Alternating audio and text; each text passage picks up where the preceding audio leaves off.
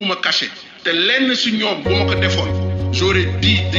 dama koy wax si kanamu Sénégalais mais defuma ko te damay wax ni Déthié li mu xamul ni mais ñun dañu doon filmer yàlla danañu àtte ndax bu demee ba dossier bi ñu traité ko daanu ko jénnee pour bu wane ni li muy wax dara du si dëkk wax naa ko moom sama diggante moom ma ne ko Déthié ay nit kese la nit day juum day jaawale te mbul wax si leader yi juum am na ñu dem seeti nu koy réglé mais nag comme dem na tey DG taxaw si àddina bi yépp ni man daf maa jox cachet ni ma dem déposer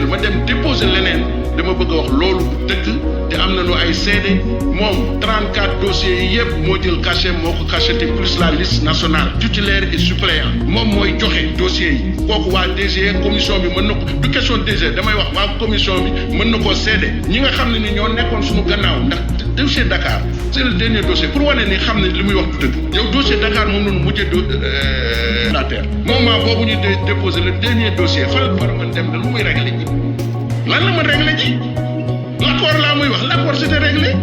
l'ordre il a reçu de Khalifa Sall. kon léegi Khalifa Sall nee na ko dindil Pala Samb dugal Ngone Mbengue. lu tax defu ko mu jeex. loolu moom laa la wax ni la bi mu demee ba war ko def moom Déthié si la ko commission bi wax ni ko yéen problème bi ngeen di daw nekk li leen tardeel yëpp ils nous ont rappelé L149 sixième ak 7 pourquoi ngeen bëgg a changer Pala Samb loolu échappé na ko ñun ñu àndaloo moom loolu échappé nañu